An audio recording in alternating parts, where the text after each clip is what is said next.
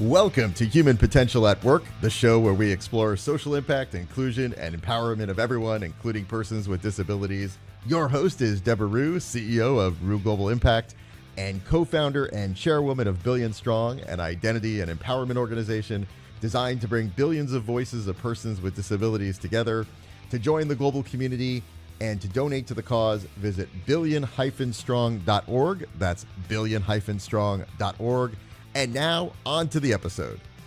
Hi, everyone. My name is Debra Rue, and I'm the CEO of Rue Global Impact and the co-founder and the executive chair of Billion Strong. Today, I have somebody that's been a mentor to me for a long time, and I've really a very, very dear friend of mine, Axel Leblois, and he has done so much for our community. He also has been a CEO of major corporations all over the world. He's just really an amazing man. And we're going to talk today about the MEnabling conference, the MEnabling Summit conference, I should say. And we're very excited to be doing the 10th year anniversary of this conference as well. So let me just do a real quick visual description. I am a mature woman with gray, white, and purple hair, and today I'm wearing greens and blues, and I have on brown glasses. And Axel, welcome to the program. I'm so glad to have you back on. Thank you, Debra. Thank you very much. And I should say that I'm a baby boomer with kind of gray hair and dark blue shirt. And I think Debra and I have been friends and colleagues for so many years, I can't count them anymore. Yes, I know it. And you have been such a good mentor to me. I remember, I'll be telling on myself, but I remember one time I was talking to you when we first had met, and we had actually gone to Qatar. And Yes.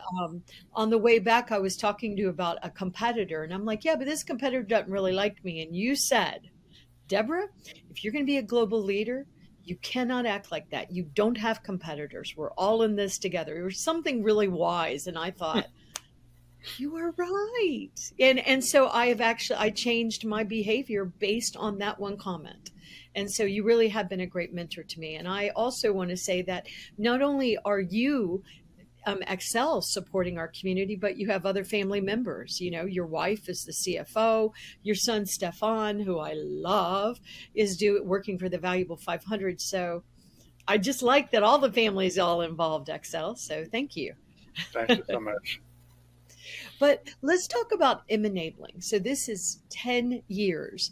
And I recently put a post on LinkedIn and talking about this and that, just because of my own personal life, that we all have been walking through so much with the COVID and pandemic and all the issues in the world. But I have not gotten to go to a conference in person in years. And I believe that of the 10 years that MEnabling Summit has been here, I think I've been to all of them, or maybe all of them but one. But I'm really excited, Axel, about coming back out and getting to talk to the leaders, see what's happening. You know, it's a global conference, but I'm so stoked because it's been a long time for me. But how did y'all weather these COVID times with the MEnabling Summit? Well, the COVID-19 pandemic was for everyone, of course, a huge hit. And in our organization, we had several of our activities that came to a standstill, very, very, in a very abrupt fashion.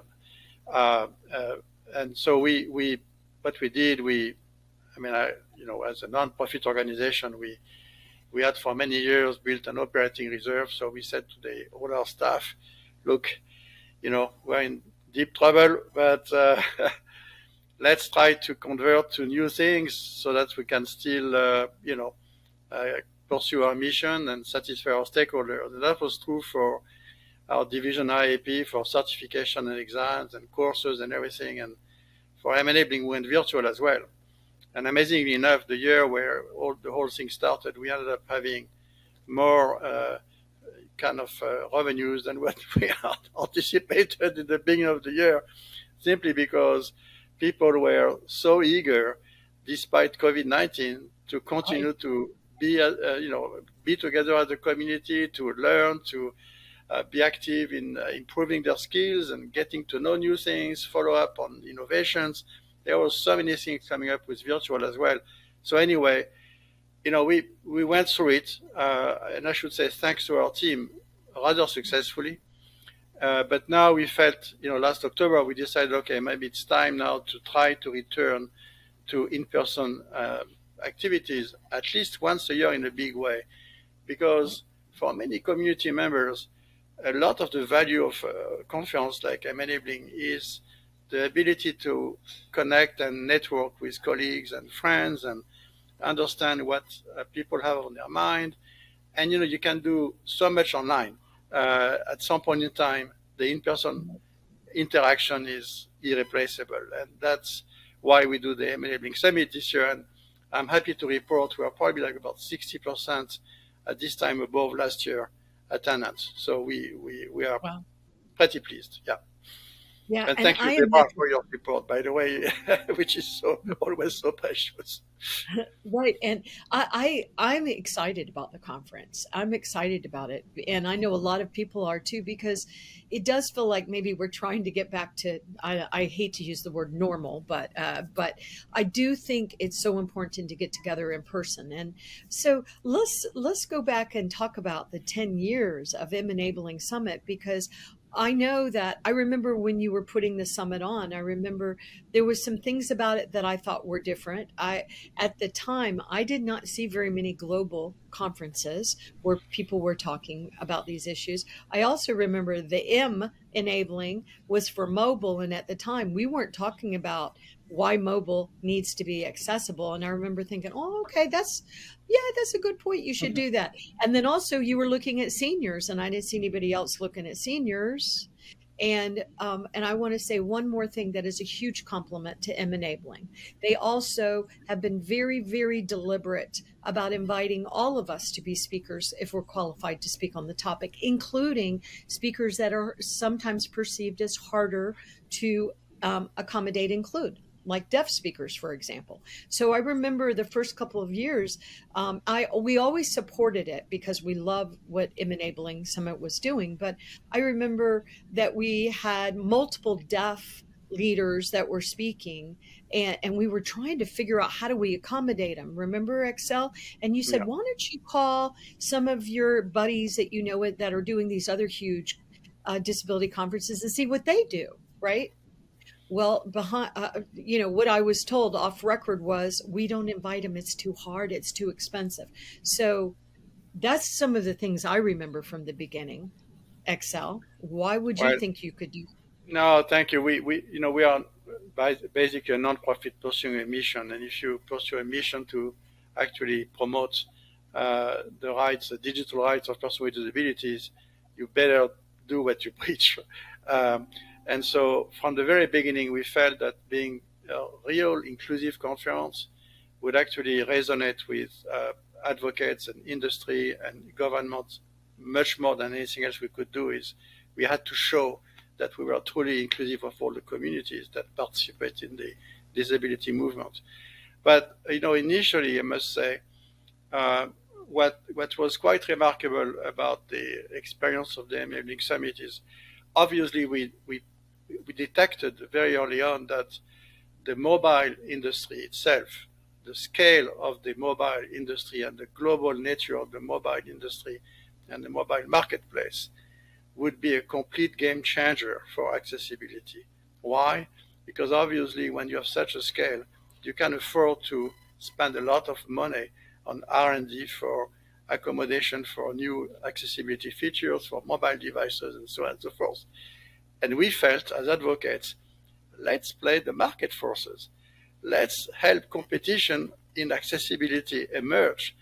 And so part of the thing was MEnabling became the stage where very big information technology companies would every year come and present their latest innovation and always try to show that they were doing better than the other guy.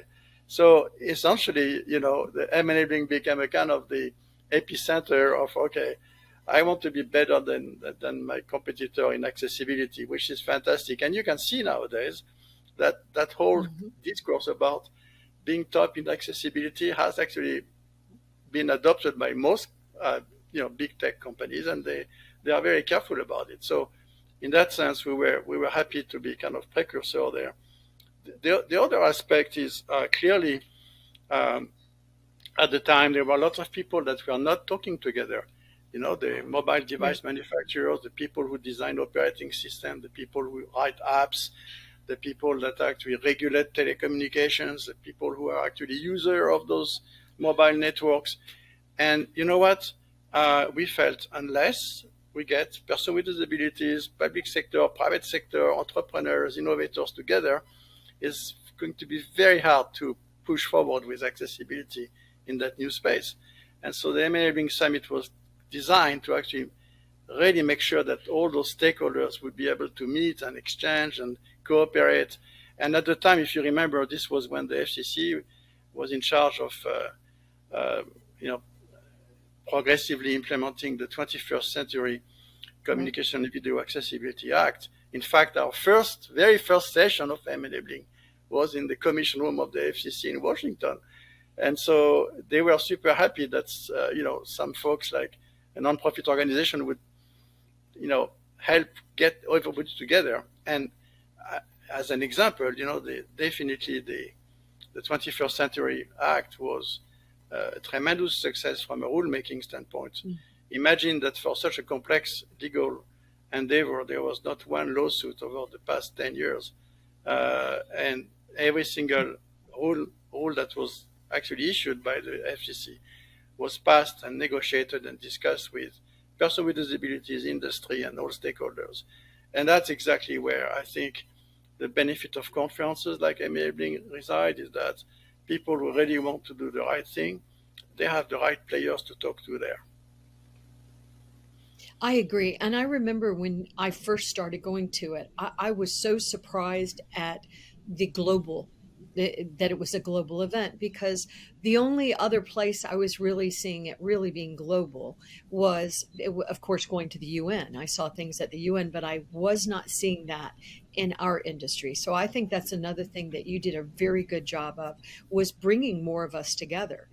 Because one thing that I've noticed that's happened with MEnabling, because I know with us at Billion Strong, which we just started it, and thank you for being a special advisor to us, to our board, but For sure. we want to use the MEnabling Summit to meet. So Billion Strong, when we go there, we want, the other Billion Strong people to go there. And I see others doing it, like I know IAAP, the International Accessibility Association. So, but Zero Project. So Valuable 500. So there are all these efforts that are being made, but I like that everybody's coming together.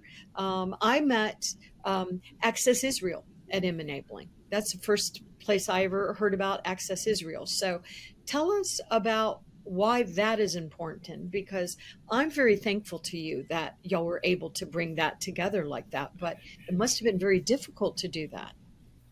Well, here's why it's important. First of all, our background is we were founded as an organization to promote the digital accessibility and assistive technology disposition of the Convention on the Rights of Persons with Disabilities.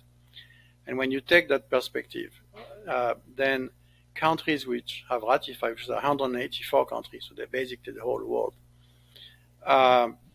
they need to understand what are the best practices available, the technologies available. They need to kind of emulate what their peer countries are doing today.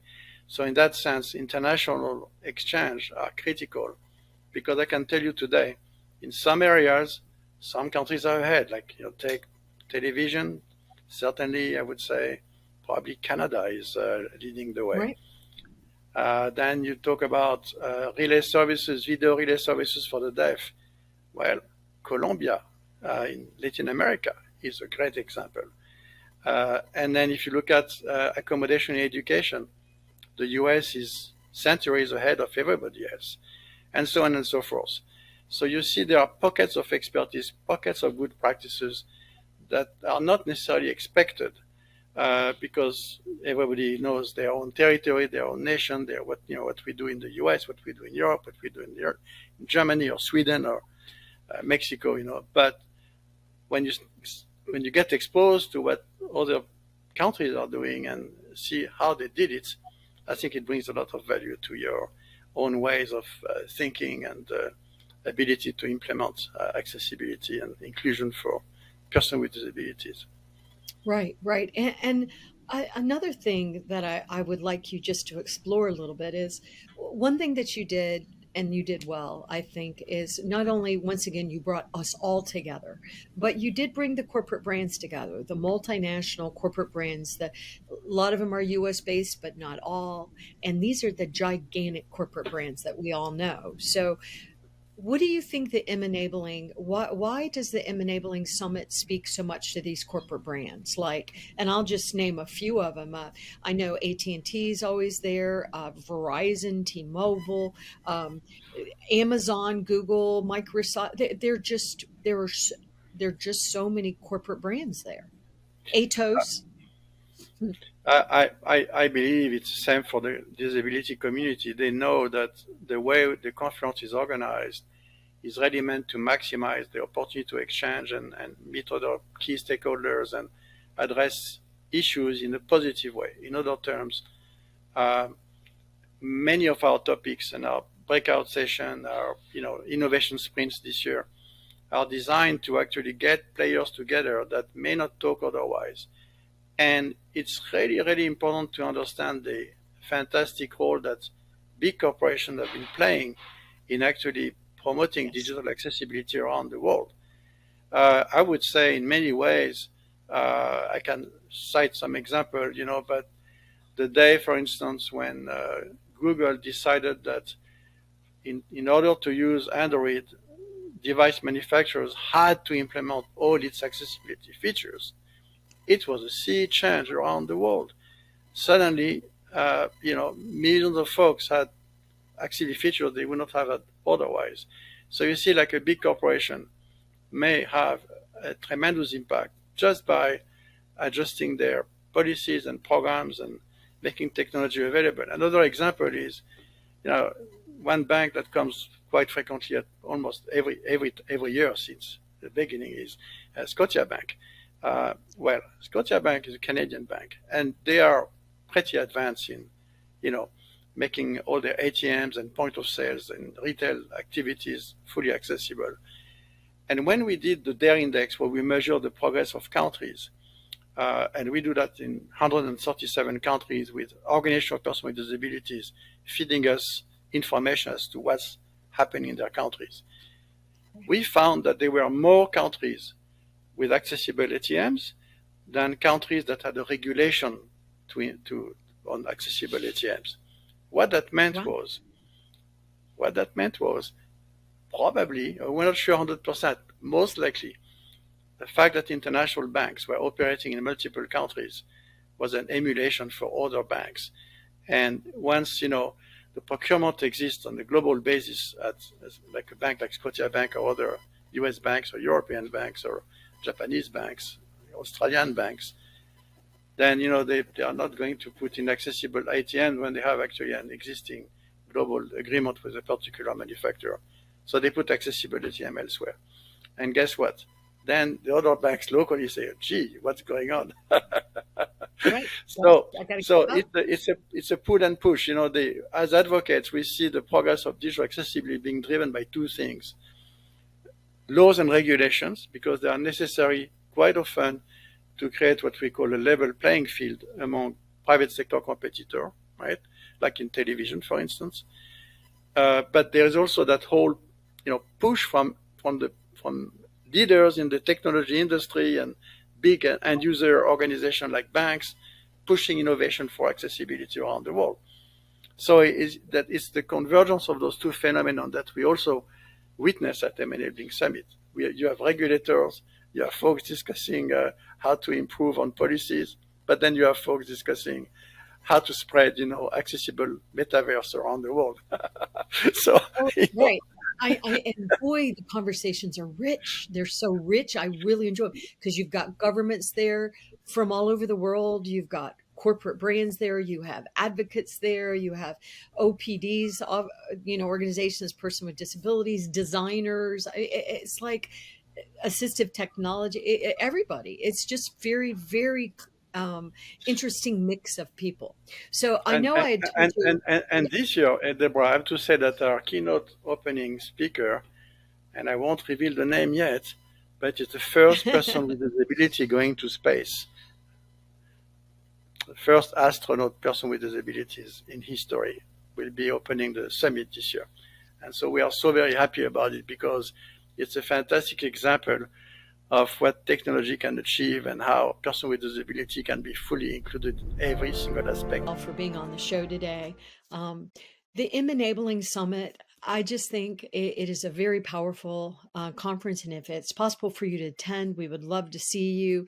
And if for some reason you can't attend in person, there's always great information that is presented afterwards as well. But to learn more about the MEnabling Summit, go to m-enabling.com. And you can also use hashtag MEnabling22.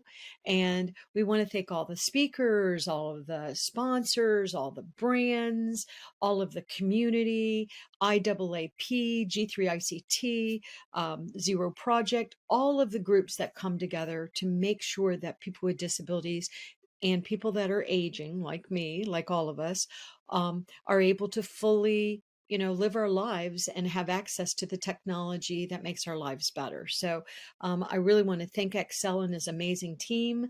And I hope that you join us at the conference, MEnabling Summit, at the end of October. So thank you for everybody that watched today. And we really appreciate if you would spread the word about the MEnabling Summit. See you all in DC. You've been listening to Human Potential at Work. To learn more about Rue Global Impact, visit rueglobal.com. And to learn more about Billion Strong, an identity and empowerment organization designed to bring the billions of voices of persons with disabilities together, you can join the global community and donate at billion-strong.org. That's billion-strong.org.